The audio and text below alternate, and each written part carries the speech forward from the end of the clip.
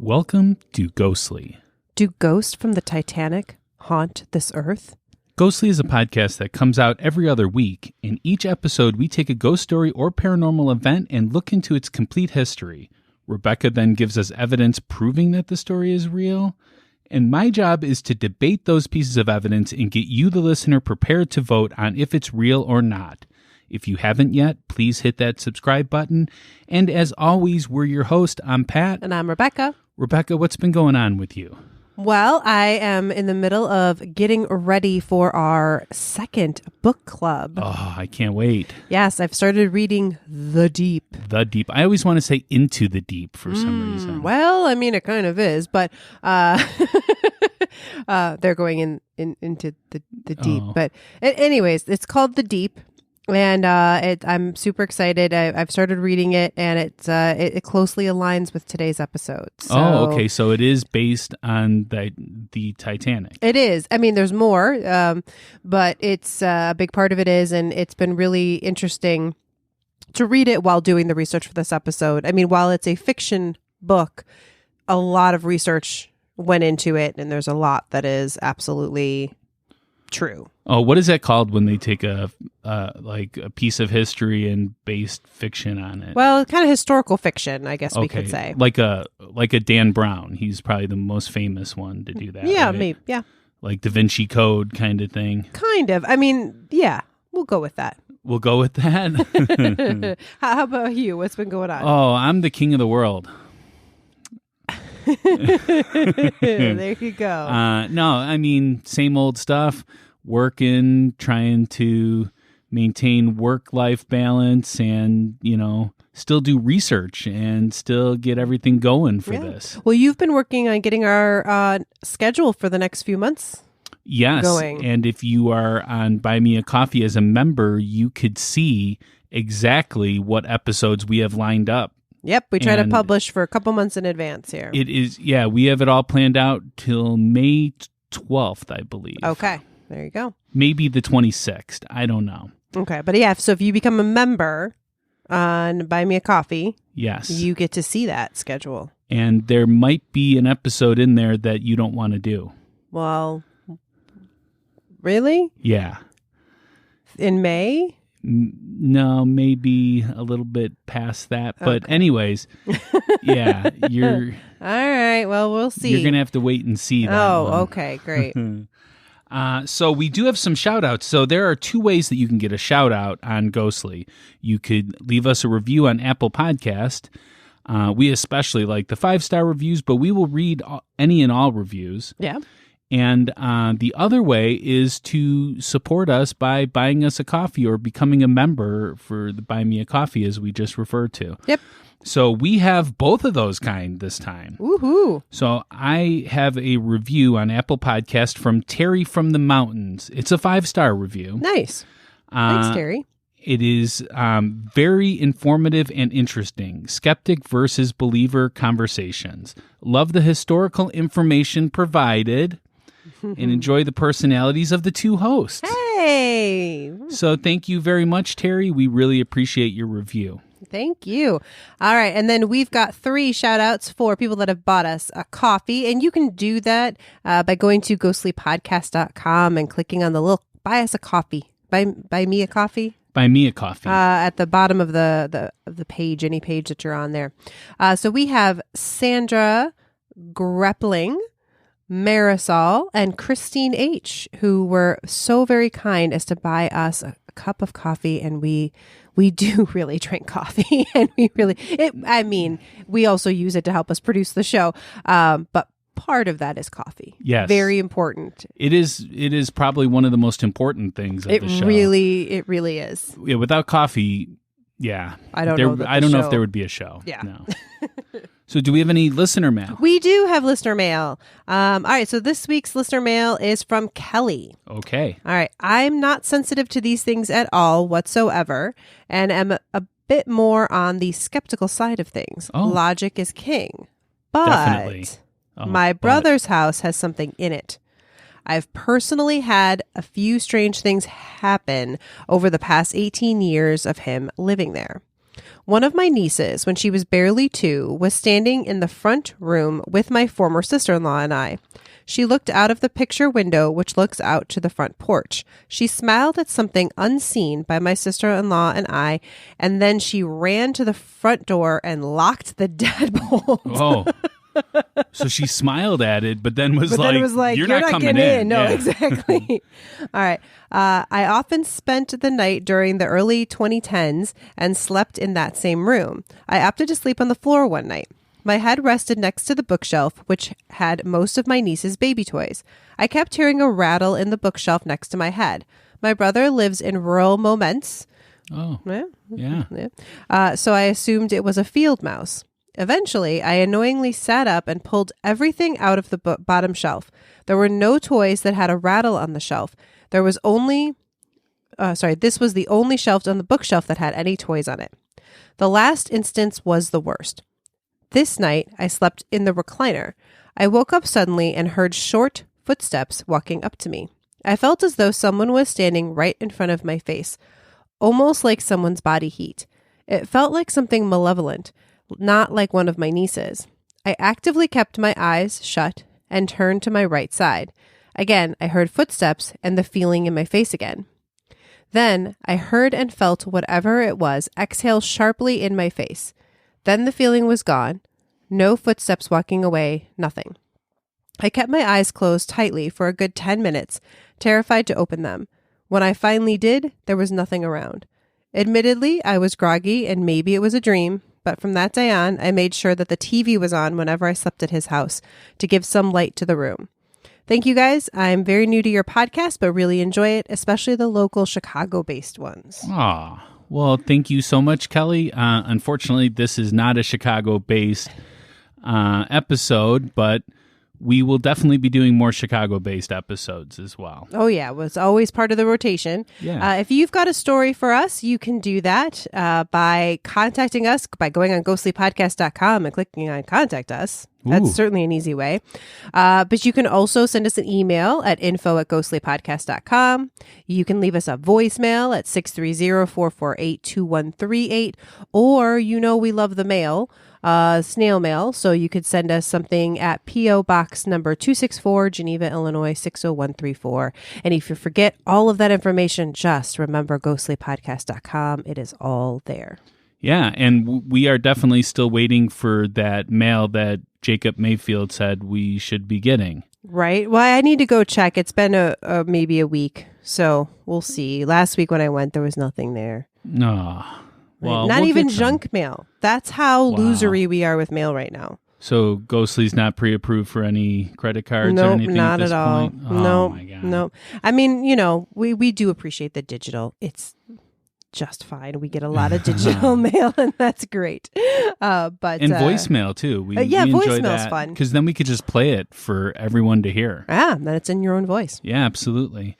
So I don't think we need to talk about the polls this episode. So we'll always have to talk about the polls. Hey, this one was neck and neck. Like I've been seeing these votes come in, and it's been a little crazy. I've been like, I don't know who's going to end up winning. Oh, so yeah. I had a chance in this one. You did. I mean, you had a chance. What? So our last episode, we talked about Annabelle. Remember, Bob was on. Oh, yeah. Right? I remember.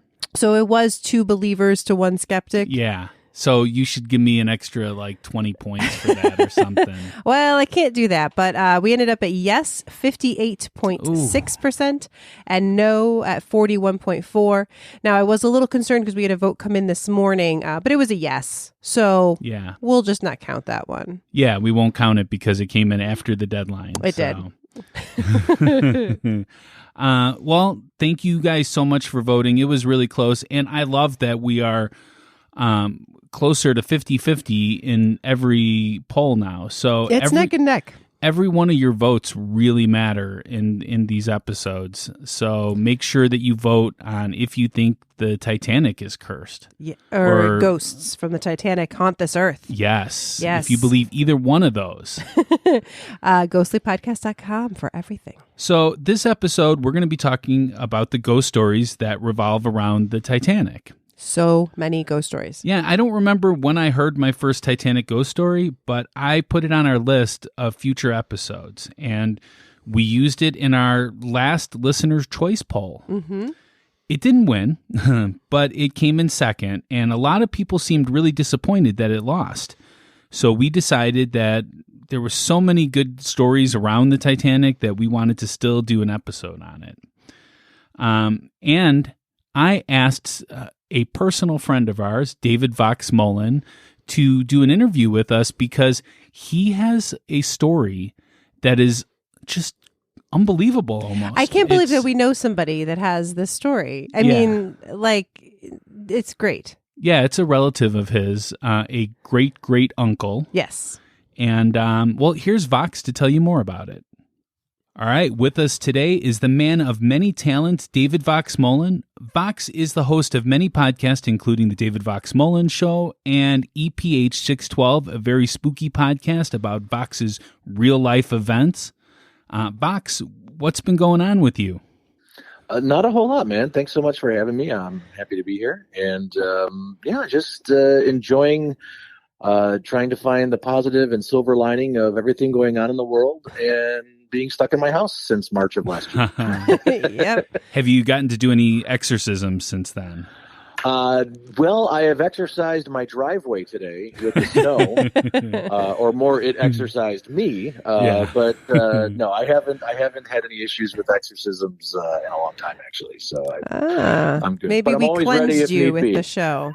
Yes. I'm always ready, willing, and available if need be. So all right, that's all good. right. We definitely still have people reach out to us about the exorcism episode that you were on, and how much it scares them. Yeah. Them or you? Well, me too, but yeah. Well, No, Rebecca really gets scared fun of dolls too. So Well, I'm not just all saying, dolls, but like Robert doll. the doll. I'm not looking forward to. I do not want to do that episode, but.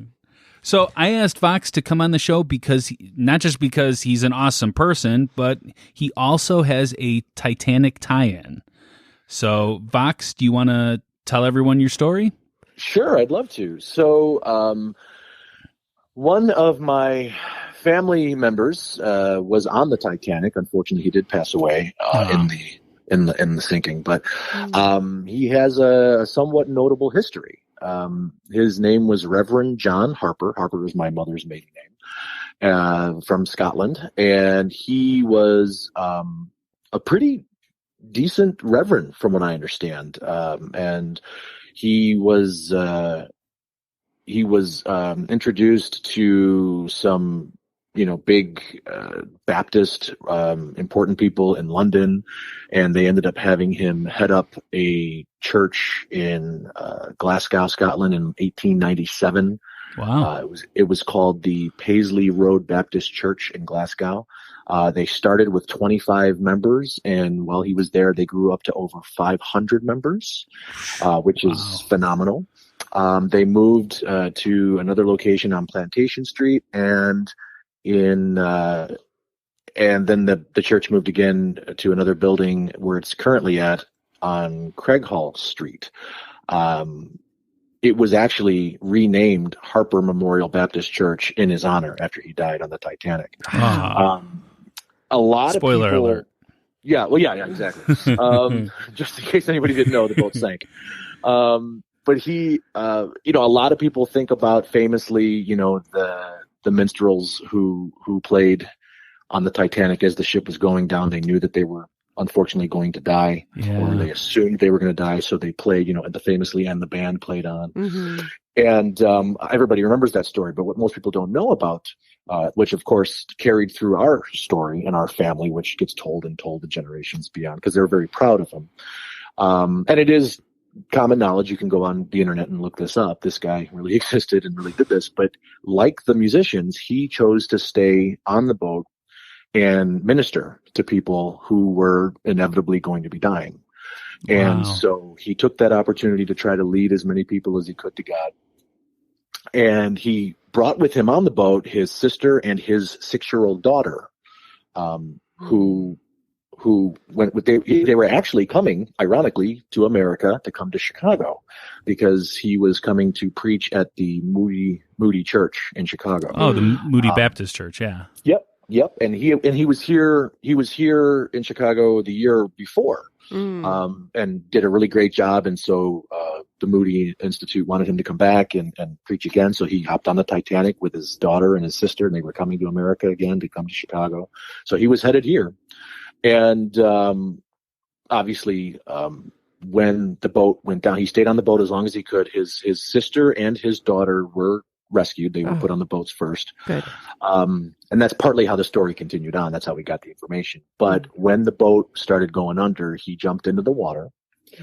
And while people who were alone in the water without lifeboats, inevitably going to die, and they all knew that they were dying, while he was also in the water, he was preaching to them and telling them about eternity. And so famously, he referenced Acts chapter 16, verse 31, which is, believe in Jesus and therefore you shall be saved. And so that was his whole point, was just, trying to witness to as many people as he could on the boat and then later in the water while they all died, himself included. So that was not, I think in the James Cameron movie, I think there was a reference to a priest like praying with people on the boat. Yes, really I remember seeing that. Yeah. And so, but I don't think he was the only one on the boat, but it's possible that may have been a reference to him. I don't know.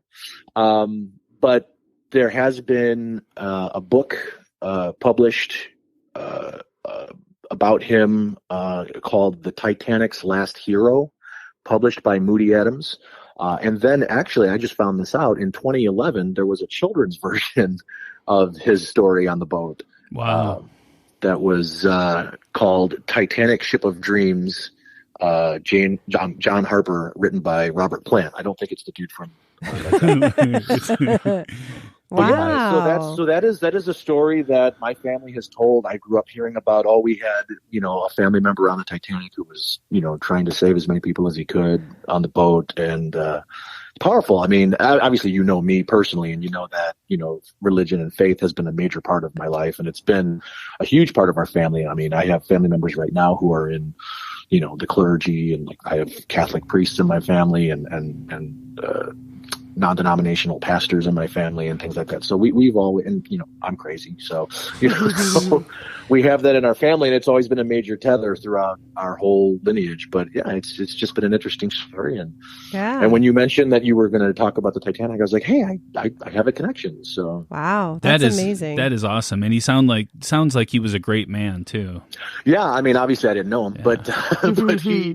But he has a really interesting story, and obviously, what spoke to me not just the events that took place on the Titanic, but also when I looked at just what he accomplished prior to that. He was a heavy mover for God, so to speak. So I thought it was a really good story, and it's sad that he had to pass, but I'm happy to know that his story is living on, and our family lineage is continuing on through stuff like that and like this. Oh, absolutely. Yeah. Well, and I bet he was a comfort to a lot of people too. Yeah, definitely. In their last moments. That's what it would seem like. Yeah. I mean, that's knowing what that moment is, of trying to, lead someone to the Lord. I mean, it's a powerful thing. So the fact that he was able to, speak to so many people on the boat, and then unfortunately in the water, I mean that's something. I mean, I would imagine if I was in a similar situation, I would imagine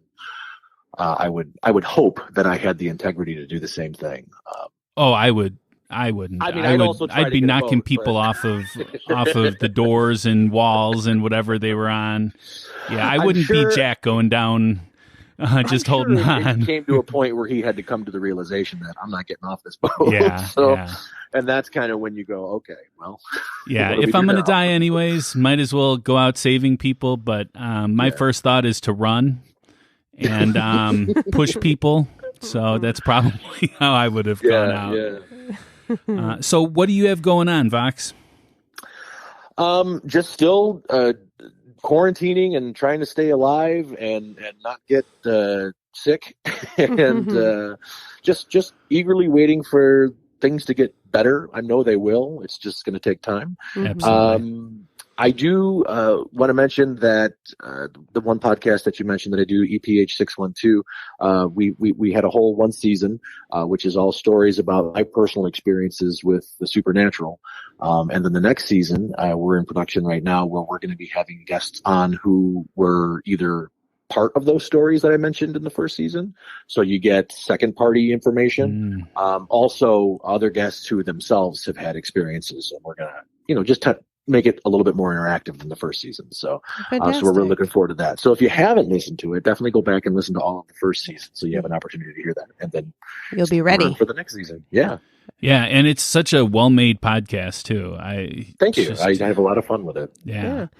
Well, and and just in case people don't know that listen to Ghostly, I know we've said it sometimes, but we are on another DVMPE podcast, Pat and I. Yes. We do the Walking Dead podcast, and Vox has got his production empire has a lot of amazing podcasts that you can listen to.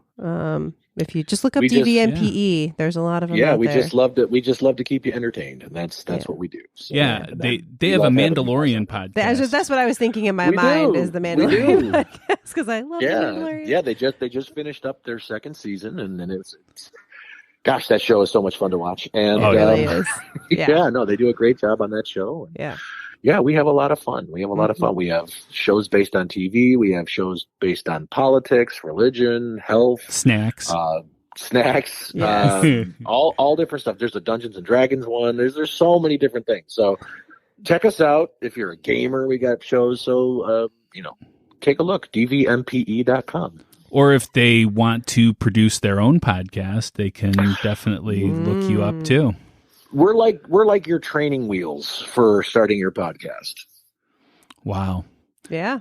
Yeah, I didn't have any training wheels. No, I took them off, and you just hit the ground running, man. Yeah.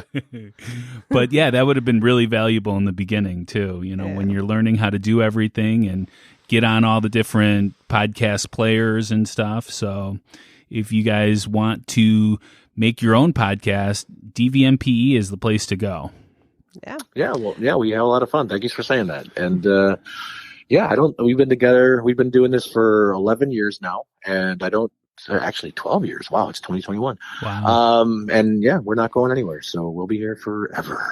Well, that's awesome. Well, thank you so much for coming on the show, Vox. We really appreciate you and all that you do. Thank you for having me. You guys have a great day. Thanks, you too. Bye. All right, bye-bye. Wow, that was just incredible. What a great story. I mean, obviously sad, but also had but some inspirational. Positive. Yeah. And again, not just a story of someone that was on the Titanic and didn't make it, but I mean, really a story, has books written about him. Yeah.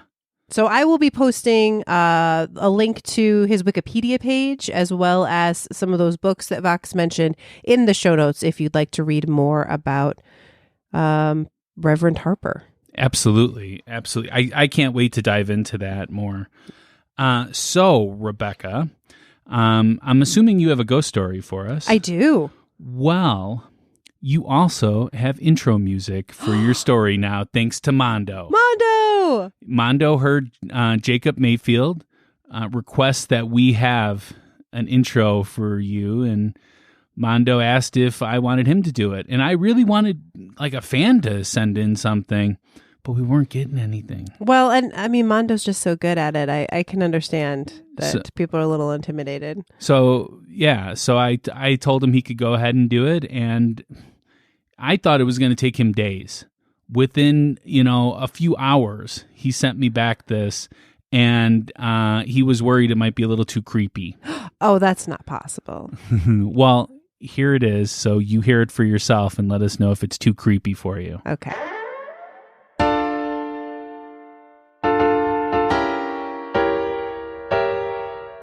It's time for a spooky tale from Rebecca.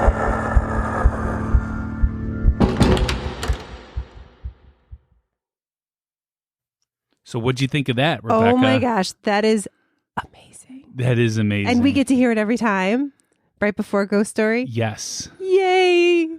So, I mean, unless a listener sends us something. Well, then we could rotate. That's true. Yeah. So, Rebecca, here's your time to tell your ghost story. Thank you. I guess I'll start at the beginning. It's been a difficult time, so please excuse me if I struggle with telling this story. We got word that we had to leave the harbor on a new mission, a recovery mission. We had found out about the Titanic and got the word that we had to go and collect the floating dead. I mean, normally, we would just be delivering things, but this was a different mission altogether.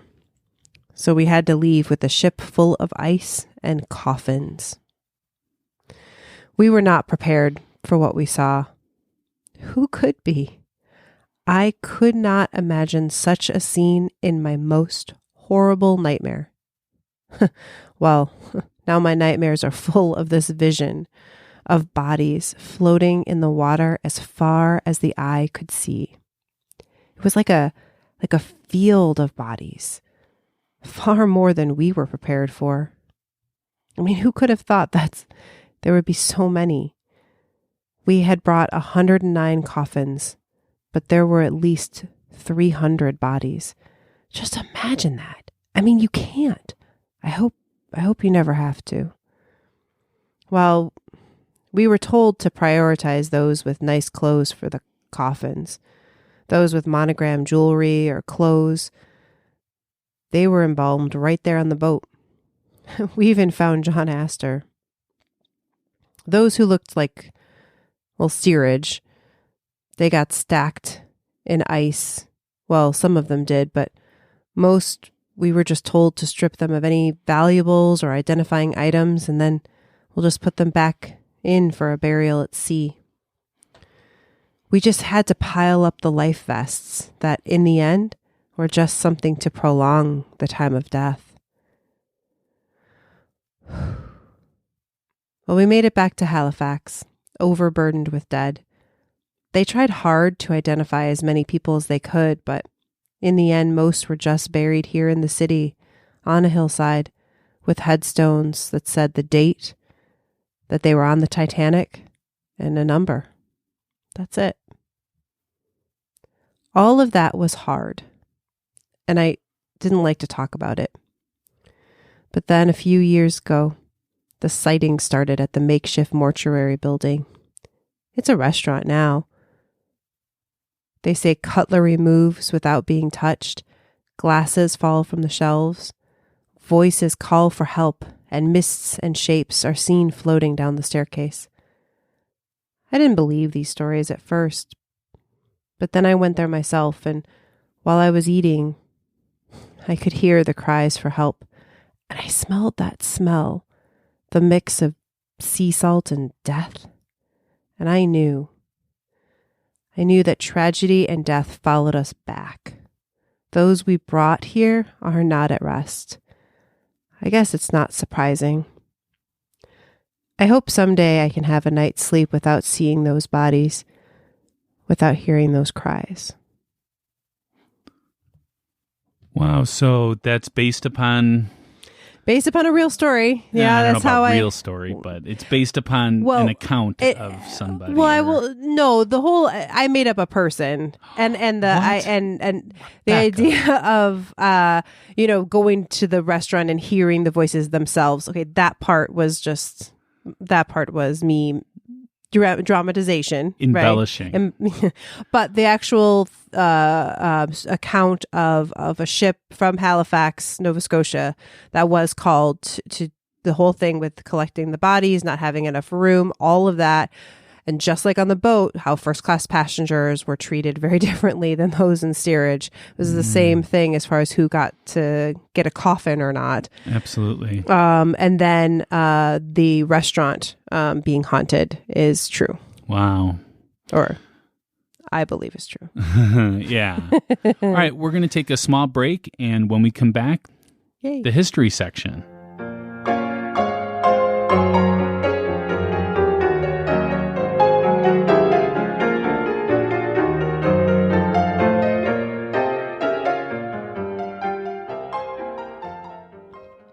listeners, did you know there's a way to share with the world whether you're hashtag team believer or hashtag team skeptic? Or, for those who need it, hashtag team the middle? It's our store called Ghostly Gear. Yep, and we even have custom ghostly designs like microclimate or even the Easter Island Massacre or of the ghostly logo. Just visit our Ghostly Gear store right on ghostlypodcast.com to order your t-shirt, hoodie, mug, mask, whatever. Okay. I think we got it. They just need to visit ghostlypodcast.com and click on Ghostly Gear to order right on the website and send us any ideas that you have for new merch. Exactly. Order your merch today and send us a pic of you in your ghostly gear.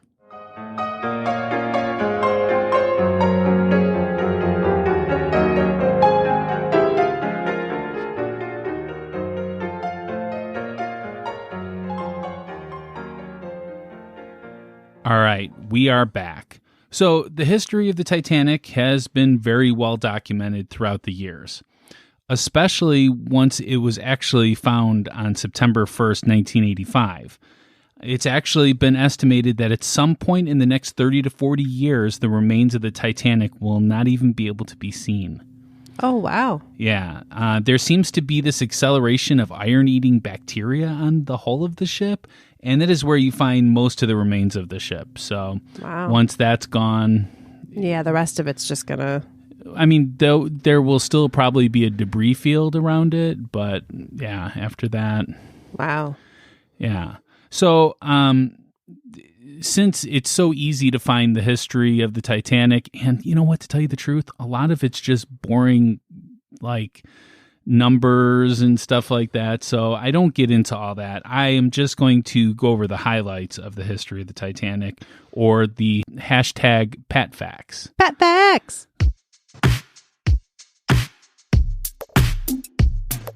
Pat's Facts. From a skeptic point of view. Pat's Facts.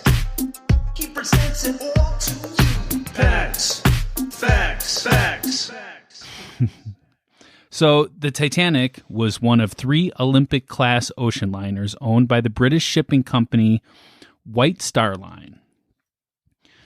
There was the RMS Olympic, the RMS Titanic, and the HMHS Britannic, which was originally going to be named the Gigantic, as it was even bigger than the Titanic. I'm going to go on the Gigantic. Yeah. That's hilarious. Let's take a ride on the Gigantic. White Star Lines built these ships to compete with their competitors, as they had the fastest ships of the day. So they knew that they couldn't beat it in speed, but wanted to beat it in size and luxury. So Titanic was super luxurious for those days. The Titanic was actually constructed in Belfast and was built by shipbuilders Harland and Wolff, who were working for White Star Line dating back to 1867. Wow. So they had a really long history. Lord Peary oversaw the design, and Thomas Andrews was the ship architect. I also believe that he died on the ship too. Oh. Yeah. So the Titanic was 882 feet, 9 inches long. Her total height was 104 feet. Like, that's crazy. That's pretty gigantic. Yeah. Even though the Gigantic was going to be 1,000 feet, so it was going to be even bigger. The Titanic could hold 3,547 passengers. This consisted of 833 first-class passengers, 614 second-class passengers, and 1,006 third-class passengers, and the rest was room for the crew. Which was a big group. Absolutely. They almost had 900 crew members. Yeah. Yeah. On its maiden voyage, you'd expect that it was at full capacity, right? But it wasn't, because of a national coal strike in the UK. So it only had 1,317 passengers. Oh, wow. So this could have been a lot worse. It could have been, yeah.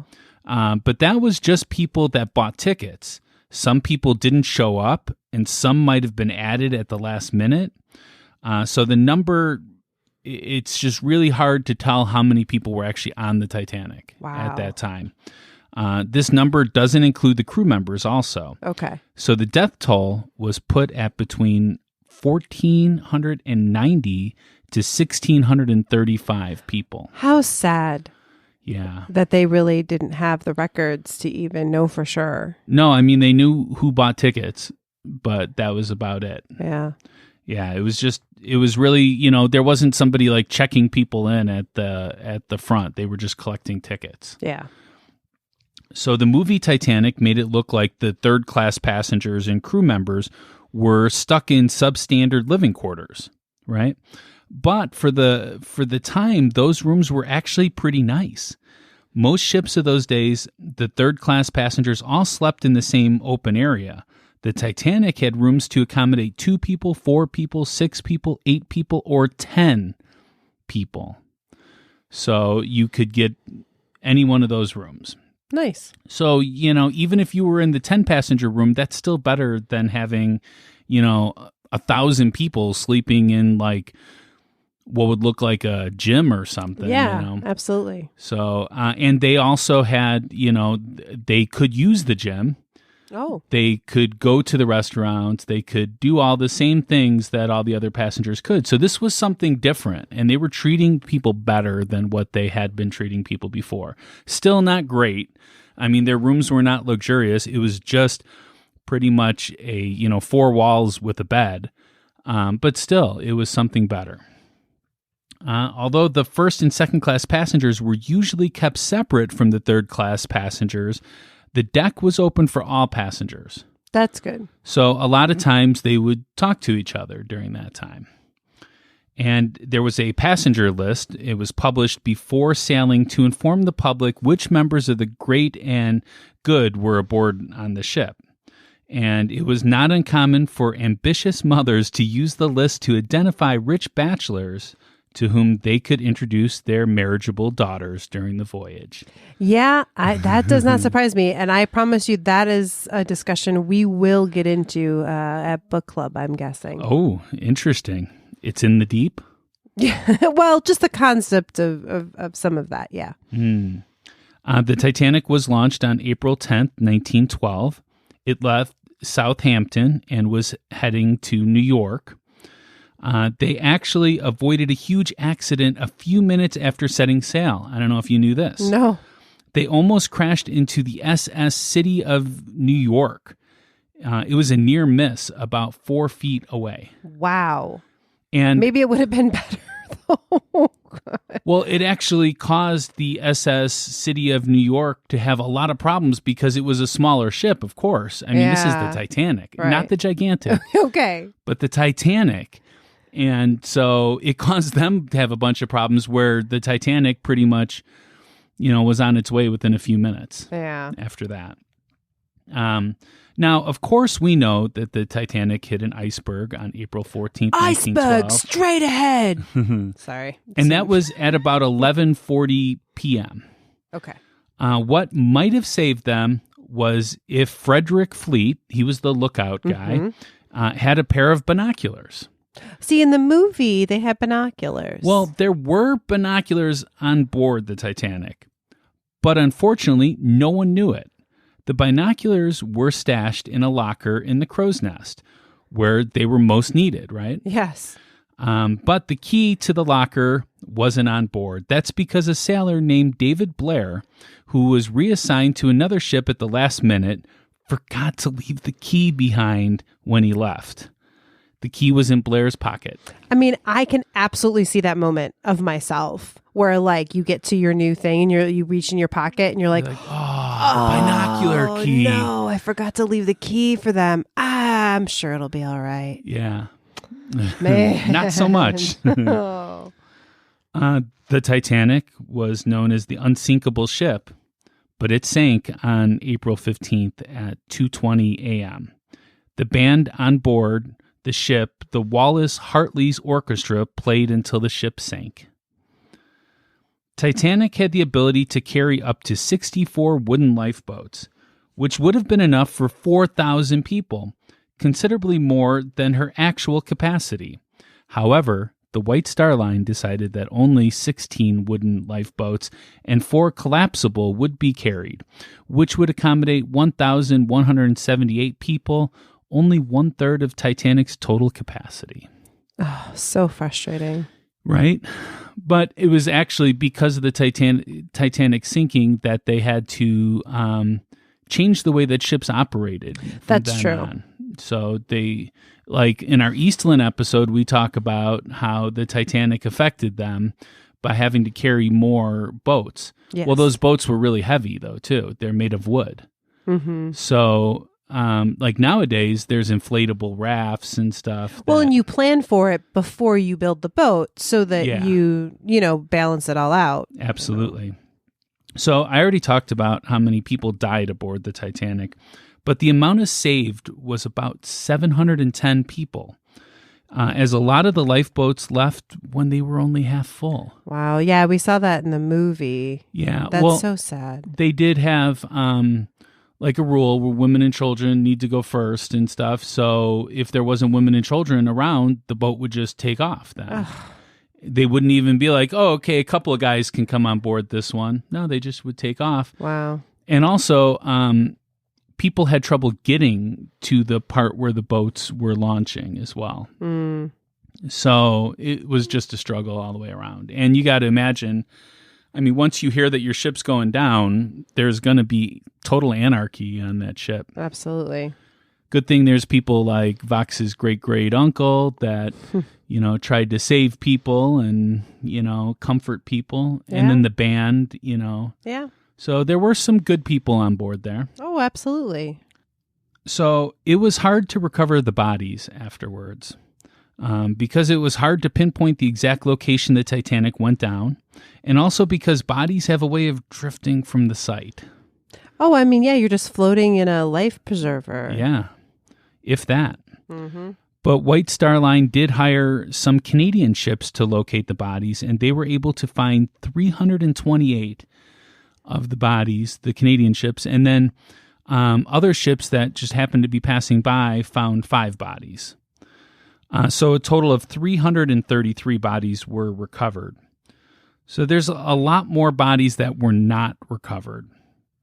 Sadly, they never will, because when they finally found the Titanic in 1985, they noticed the remains were probably eaten by fish and other wildlife. Yeah, just kind of disintegrated. Yeah, but they couldn't eat the shoes. Ah. So they see a lot of shoes in the debris area around the ship. Wow. But that's about all I have for the hashtag PatFacts. Hashtag PatFacts. Yeah, I mean, there's a lot of great sources that we'll put in our show notes if you want to read more. A lot of good National Geographic has a lot of movies and things if you want to learn more about Titanic history. Did you watch that one I sent you? Yes. Yeah, so you could actually, there's one from National Geographic where they were able to go down and take all these pictures of the ship and then put them into one like model where you could see it in the daylight. Right. Without the water. Yeah. It's like they recreated it. So the wreckage. So it's super interesting. Yeah, and they tell you all the time how you can see it in the daylight. So. They do I noticed that. They like to repeat that fact. And yeah, and obviously if you haven't seen the movie Titanic, you definitely need to see that movie. There's some inconsistencies with the movie. Well, of course, but it's good. And you get to see some of the famous people that were on the ship, like the Unsinkable Molly Brown, and I mentioned John Astor in my story. He was probably one of the most famous on the ship. So yeah, and you could draw her like one of your French girls. You jump, I jump, Jack. All right, so we're going to take another break, and then we will come back with the debate.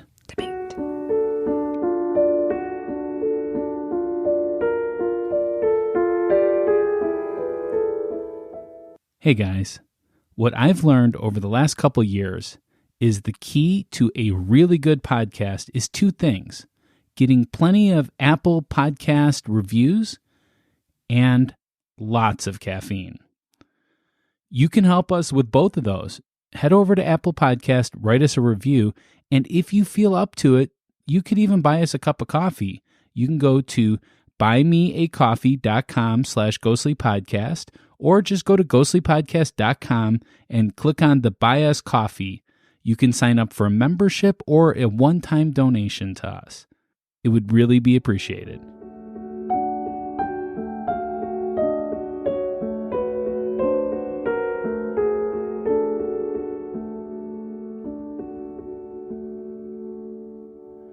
All right, Rebecca, you ready to give us some evidence? Yes, let's do it. You know, there was a comment on Instagram, I believe, where somebody said, why don't we prove that it's not real? And that is impossible, because when we're talking about the paranormal, the burden of proof lies on the believer then, unfortunately. And it kind of has to be, right? Because I can't prove that something didn't happen. You have to, I don't know. It doesn't work that way. It is hard. It is difficult.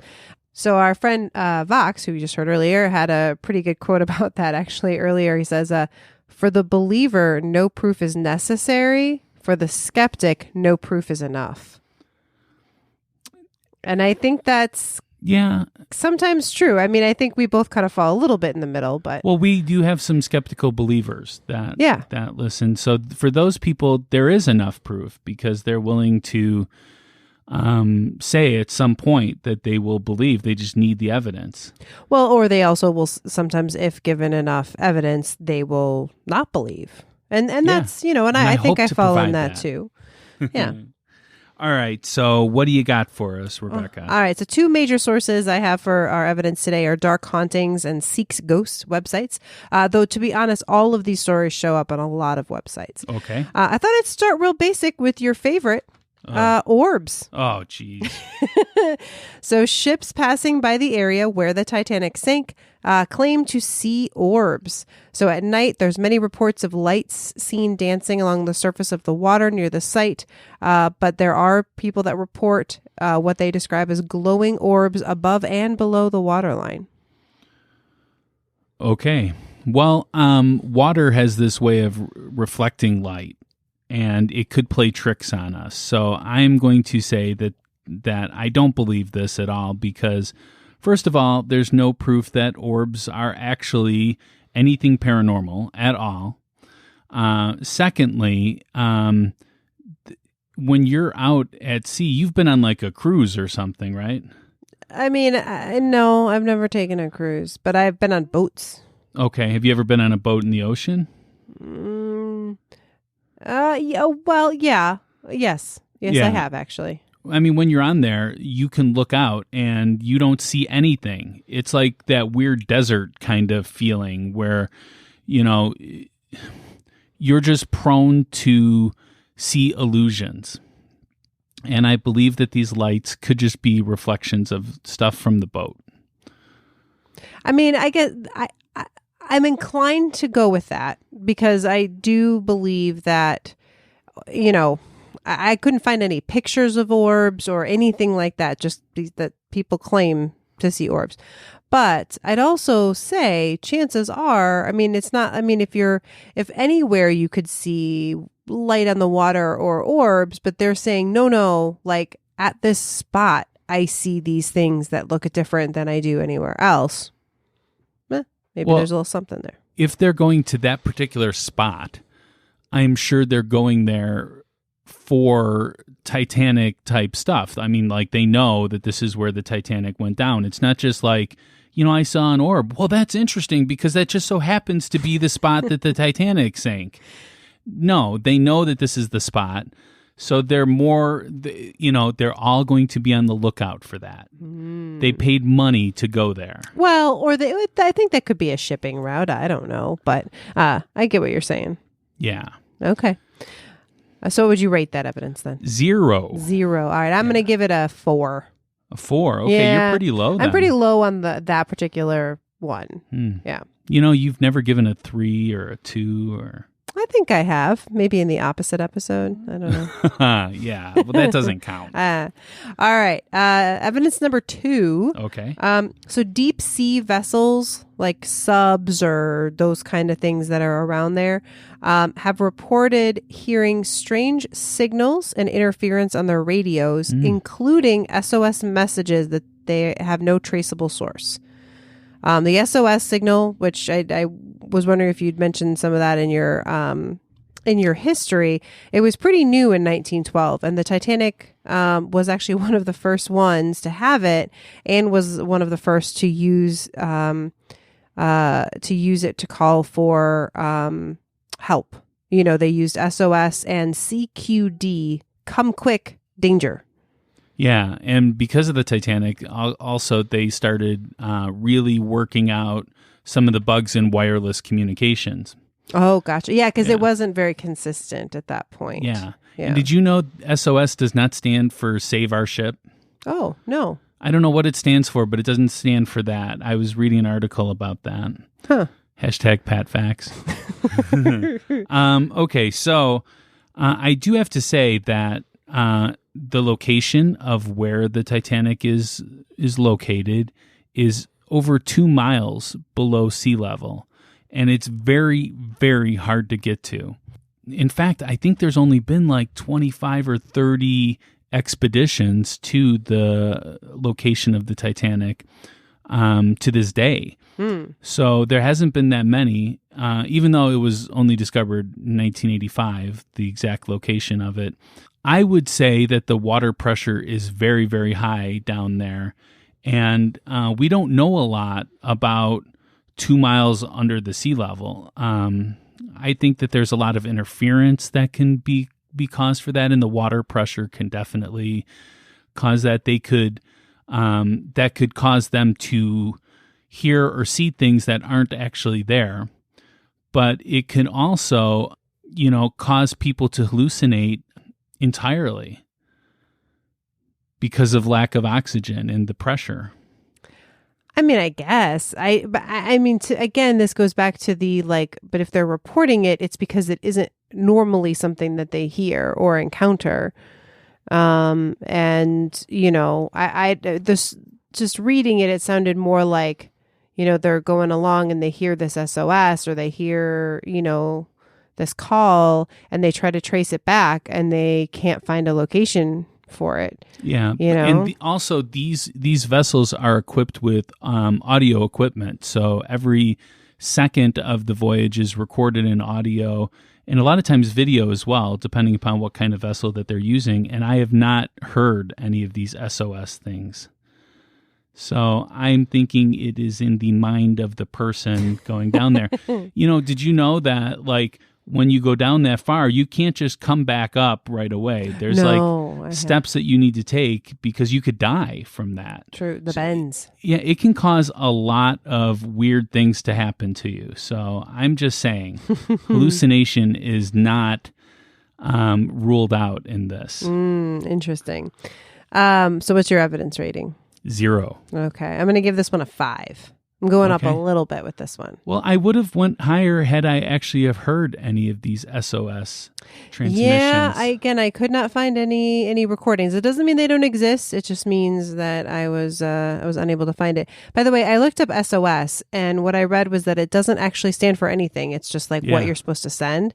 But people have decided it means save our ship or save our souls. Ooh. Our damn souls. Oh, hey. Wow. Hey, family friendly. That's not explicit. There's dams like the Hoover Dam. All right. You ready for another piece of evidence? No, but let's do it. Okay. All right. So I love this story. In 1977, Second Officer Leonard Bishop of the SS Winter Haven gave one of his passengers a tour of the ship. So of the ship SS Winter Haven. Yeah. Okay. The passenger was softly spoken, had a British accent, and was unusually attentive to detail. Bishop thought the man was odd, but couldn't quite put his finger on what seemed out of place. A few years later, someone showed him a picture of Captain Edward John Smith. Bishop said, "I know him. I gave him a tour of my boat." His companion laughed and said, "Impossible. That man was the captain of the Titanic." Wow. Have you seen a picture of Captain Edward John Smith? I have. Yeah, he looks like Orville Redenbacher kind of He thing. looks exactly as you expect the captain of the Titanic to look like. Yeah. White beard, captain. Complete with one of those funky mustache things that twirl around and Yes, stuff. exactly. You know what? I disbelieve this story because, first of all, I would think that somebody that is on the SS Winter Haven would have known what Captain Edward John Smith would look like. Maybe. But second of all, I think that he would have known right away that there's something up with this guy. I mean, how many people come to you looking like that? Well, I mean, he said he thought it was weird. He thought he was weird. He sounded weird. He was being weird. But, hey, if a passenger wants a tour, you do it. Yeah. And also, what if it was his doppelganger? Which, by the way, is a topic we should consider for the future. No, that's a type of ghost, actually. Oh, interesting. The doppelganger ghost is a type, like a demon. Oh, yeah. Yeah. Okay. So, yeah, no, it could just been a man that looked like him, unfortunately. I mean, not unfortunately. I mean, he was a good-looking guy, I guess, for a captain of a ship. There you go. All right, so what's your rating? 0. 0? All right, I'm going to give this one a 6. I'm going up. Whoa. As we go. You went 4, 5, and then 6, so your next one's going to be 7, I'm assuming. I don't know. We'll see. I got to think about it. Now, I'm also, I had to pick and choose carefully what I was going to pick. There's so many ghost stories associated with the Titanic that I am leaving a lot on the cutting room floor. Yeah, we tried to limit it to like 5 pieces of evidence or so. We don't want to. Because it just can be too much. And a lot of the stories are similar stories, just with different people involved. So I just want to mention that Captain Edward John Smith, there are several ghost stories involving him. And one I absolutely recommend you look up is his haunted mirror. Ooh. Yeah. There's a really cool story about that. What about if you took Annabelle to the haunted mirror? What would happen then? I don't even want to know. I don't even want to know what would happen. Wow. All right. The last 2 pieces of evidence are actually from the Titanic Exhibit, which I saw many years ago at the Chicago Museum of Science and Industry. Oh, okay. Did you ever go to that? No. Okay. It was really cool. It was, there's some other museums that do something similar or things that do this, but like when you go in, you get like a thing like of your passenger name. Mm-hmm. And then at the end, you get to look it up and see if you made it or not. Oh, wow. That's kind of scary. It is. Did you make it? I honestly don't remember. I think I did. I think I did. I don't. Well, you wouldn't remember. be here today if you didn't make it. There you go. And there was there were 2 cool things. One is they make it. There's like a room where you can stand almost like you're on the deck of the ship at night, and they have it. It's like dark. It's cold. They make the room cold, so you feel like you would feel if you were there. And then they have a wall of like ice thing where you can touch, which is how cold the water was that night. So you kind of get that, real feel of it. The reason why I wouldn't go to something like that is because usually they just have like different artifacts, which is cool if we're talking about something like the, ancient Egyptians or something like that. But we're talking about something that was from 1912. So, I mean, it was 100 years ago, but still it was something that, resembles things that we use today. Like they'll be like, oh, this was a cup that they found. Well, yeah, I see cups all the time. That's a cool looking cup, I guess. It looks old. But okay. Well, I think either this is a separate thing or it's kind of found a permanent home at the Luxor. Speaking of Egyptian, the Luxor Hotel and Casino in Vegas. Luxor, if you would like to sponsor us. Yes, please contact us. But many employees and visitors have felt, heard, and witnessed paranormal activity in the exhibition. Some people reported feeling like followed and hear footsteps and see apparitions. But the one that I want to talk about is a picture of Bruce Ismay. Have you heard that name? Does that sound familiar to you? Like I didn't remember. Like in the research that I did see that he worked for White Star Line. Yeah. But I don't I don't remember exactly what his title was or anything like that. Yeah, I couldn't find his official title, but he was the highest ranking White Star official that survived. Oh. He's in the movie, he's kind of a squirrely guy, and Of course. I mean, I don't know. He definitely got a lot of blame put on him, and he lived a pretty quiet life after, because he had a lot. I mean, he was absolved of any wrongdoing, but basically people blamed him and the captain for pushing too fast, basically. Sure, and I think that they did. I think that they pushed this ship out a little bit too early, but So anyways, it's a picture of him, and while the morning staff was opening, they noticed that the picture had fallen on the floor, the picture was on the floor leaning against the wall. The manager went to go look at the surveillance footage to see who would have moved it. What he saw totally stunned him. He saw the picture shake and very gently get placed on the floor by unseen hands, like no one was holding it. I mean, I just think that it could have fallen on the floor. I mean, I don't think... Like, I've had pictures that I didn't secure well to the wall that fell off. But how do they fall? Sometimes they break. Other times I was lucky enough that they didn't break. So, but would they be leaning against the wall, or would they be like lying flat down, like face down? Depends on how they hit. Depends on what kind of angle it was kind of put at. So, and it depends on what I used to secure it to the wall. I mean, it just, okay, that might be something that seems odd, but I don't know if I would say that's paranormal. That's just weird thing that happened. That's all. I mean, like, here's the thing. If there was no video, I'd be like, okay, maybe it fell down. Someone walked by and just lifted it up and put it against the wall because they didn't want to mess with hanging it back up and just did that. But the fact that he saw it on a video, well, I think they were lucky. It didn't break. So they should just be happy. All right, so what would you rate this one? Let's give it a 1. Oh, nice. Give it a little bit. This one is going to be a 7 for me. I told you it was going to be 4, 5, 6, 7. I'm going up. I'm going in order. This last one, you're going to go to an 8, I bet. Oh, we'll see. All right, so this is another one having to do with the exhibit. So various guests and employees have reported seeing a woman with her hair in a bun. Is she wearing white? She is actually not. She's wearing black with a white collar. Oh, but it has to have some white on it, yes. I guess. So. A crew member was working at the exhibit, was setting up his camera equipment in preparation for the exhibit to open that day when he noticed a woman walking down the replica of the Titanic's grand staircase, which if you've seen the movie, you remember that big staircase. That actually went up all the way. Oh yeah, 5 decks or whatever they want to call it. Yeah. It went up the whole entire span of the ship. Wow. So, yeah. I can't imagine how much that was to build that. So this confused him though, because he had never saw anybody walk up and open, and the doors were not open yet, right? I mean, the exhibit wasn't open yet there was a woman walking down the staircase.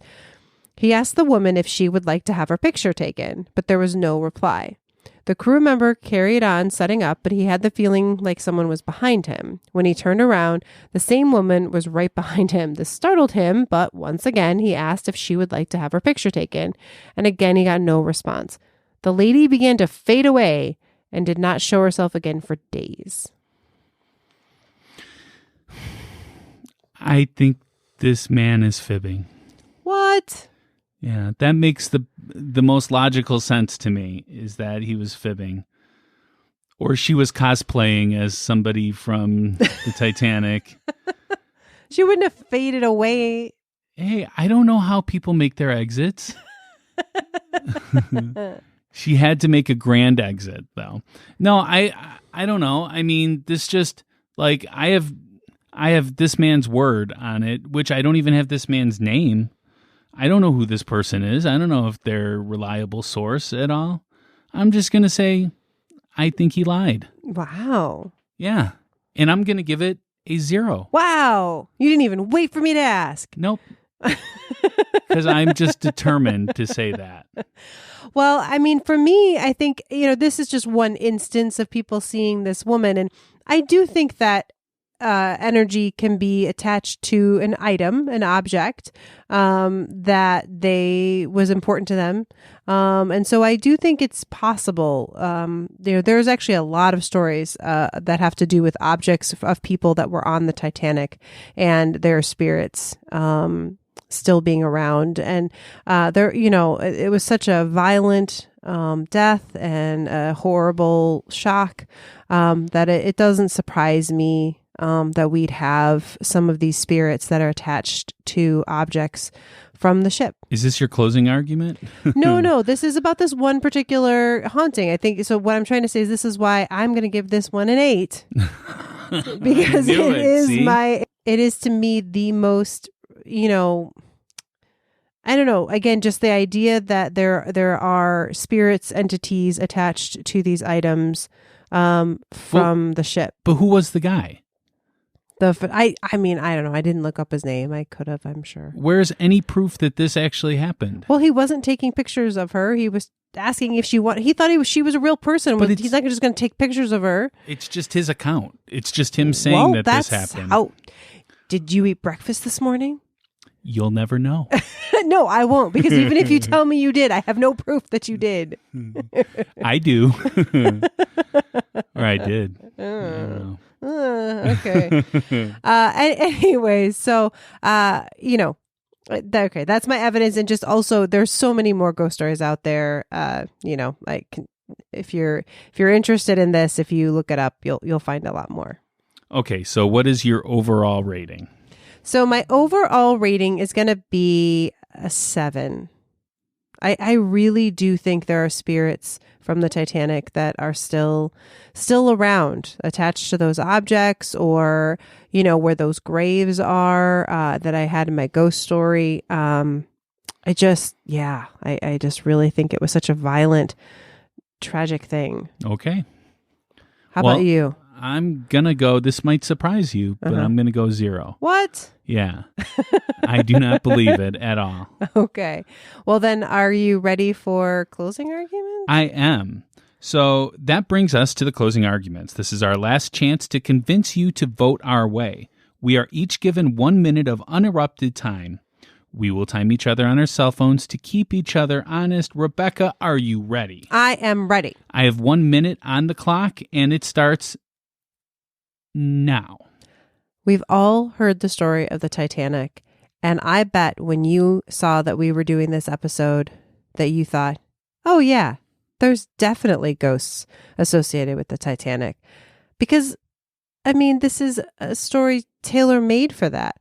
Something horrible, tragic, that has stayed with us for over 100 years now. And there's, like I said, I only could tell you a snippet of the stories for this. But just even the ones that I've picked, the idea that, people have seen, spirits from the people that have passed with that ship, that are attached to objects, that are attached to the sea, maybe not so much the orbs and things in the ocean, but where the bodies and the objects of the Titanic have gone, I do believe the spirits have gone. Okay. You finished a couple seconds before the time. I did. So, okay, I am ready. You're ready? Okay, and go. So, I think that we put importance to these kind of big death tolls. And I think that when we see something like that, we assume that there has to be something paranormal going on there, that there would have to be some kind of life after death there, that there would be some kind of ghost there. I think it's an assumption that we make, and then we then attribute anything that happens to be evidence of that. I don't believe that it's true at all. I believe that there are times when horrible things happen and nothing is left there. But if you do a Google search of any kind of horrific event, you will find ghost stories attached to those horrific events.